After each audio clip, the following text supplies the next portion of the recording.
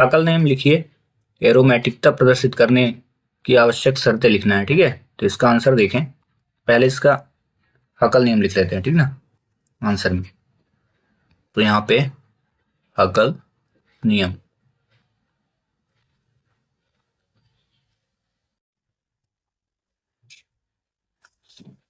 हकल नियम के अनुसार या इस नियम के अनुसार, इस नियम के अनुसार, इस नियम के अनुसार समतलीय चक्रीय यौगिक, समतलीय चक्रीय यौगिक एरोमेटिक होते हैं यदि एरोमेटिक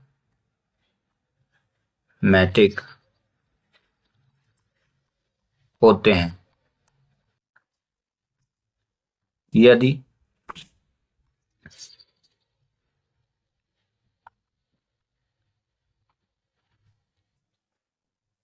उनमें 4n+2 ब्रैकेट क्लोज रहेगा पाई इलेक्ट्रॉन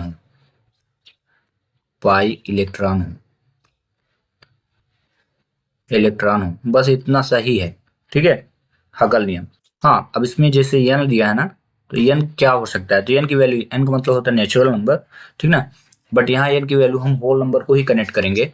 जहां लिख दीजिएगा, जहां n इज इक्वल आप रख सकते हैं, n इज इक्वल 0 1 2 3, ठीक ना, 0 रख सकते हैं, 1 रख सकते हैं, 2 लिख सकते हैं और 3 रख सकते हैं, डैट डैट डैश ऐसे करके, ठीक है, मतलब कोई भी पूर्णांक हो सकता है यहाँ, ठीक ना, इंटीजर लिया गया है n को, ना कि नेचुरल नंबर से कनेक्ट किया गया है, ठीक ना, एक पूर्णांक है।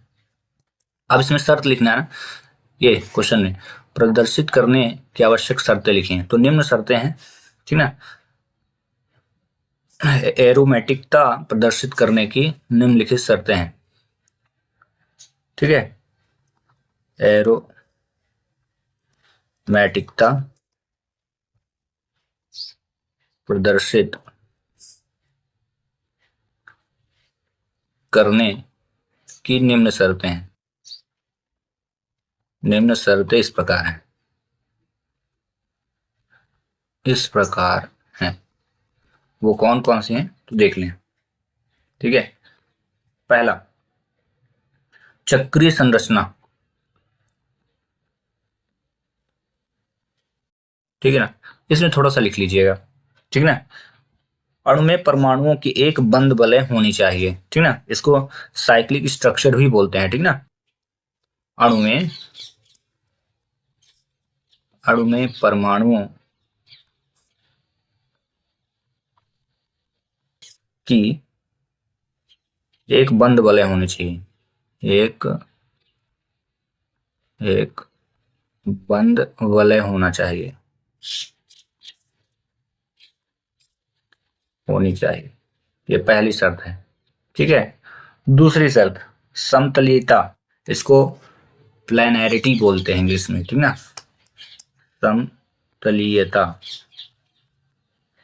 अगर ये क्वेश्चन 3 से 4 अंक का आता है तो आपको ये पूरा लिखना पड़ेगा, 2 अंक का आएगा तो सिर्फ आपको नियम भर मेंशन करना, ठीक है, तो नियम ही बस पूछेगा अगर 2 अंक का आएगा तो, ठीक है, क्योंकि ये दोनों चीज को कंबाइन किया है तो मे भी 4 अंक का होगा, ठीक है ना।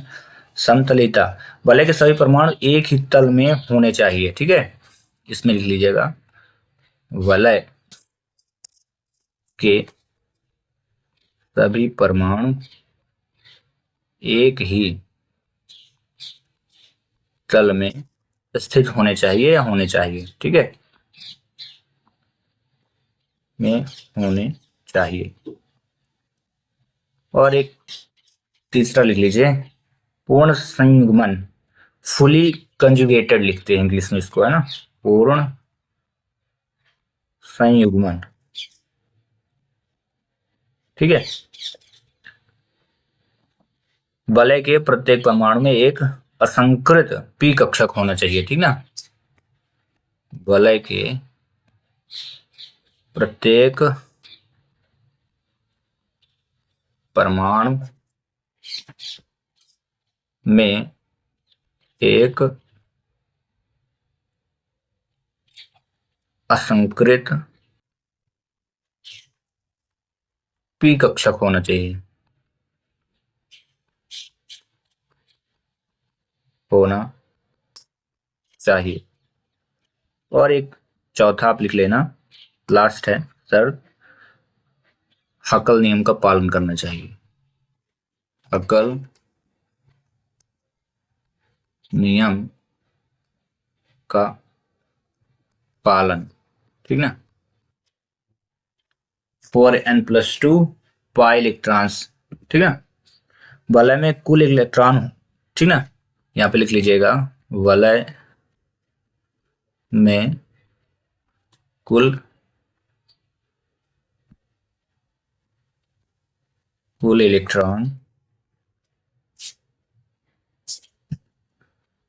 वलय में कुल, यहाँ लिख लीजिएगा 4n+2, 4n+2 इलेक्ट्रॉन होने चाहिए, इलेक्ट्रॉन होने चाहिए। और ये क्वेश्चन हो जाएगा यहीं पे कंप्लीट, ठीक ना। 4n2 इलेक्ट्रॉन का मतलब, अगर आप n का मान यहाँ पे रखें 0, ध्यान रखिएगा, अगर n का मान आप 0 रखेंगे तो कितना आ जाएगा 2, अगर 1 रखेंगे तो कितना आ जाएगा 6, अगर यहाँ 2 रखेंगे तो 4 दूनी 8, 2 10, अगर 3 रखेंगे तो 3 चौक 12, 2 14। इस प्रकार से इलेक्ट्रॉन होने चाहिए, यानी हकल नियम का पालन इसको करना चाहिए, ठीक ना। तो ये आपको मेंशन करने की जरूरत नहीं है, बस आप इतना लिखें, ठीक ना। हाँ, अगर सिर्फ शर्त बस पूछता है तो आपको यहाँ से लेके ये और ये इतना बस लिखना है, ठीक ना। पूरा अगर पूछा तो 4 अंक का पूछेगा, अगर 2 अंक का पूछा कि शर्त बस लिखे तो इतना लिख लेना, 3 अंक का पूछेगा तो फिर आपको नियम लिखना है, और नियम लिखने के बाद इनके नाम बस लिख देना है शर्तों के, चक्रीय संरचना, समतलीयता, पूर्ण संयुग्मन और हकल नियम का पालन, बस ये 3 अंक का कंप्लीट हो जाएगा, ठीक है। चलिए मिलते हैं नेक्स्ट।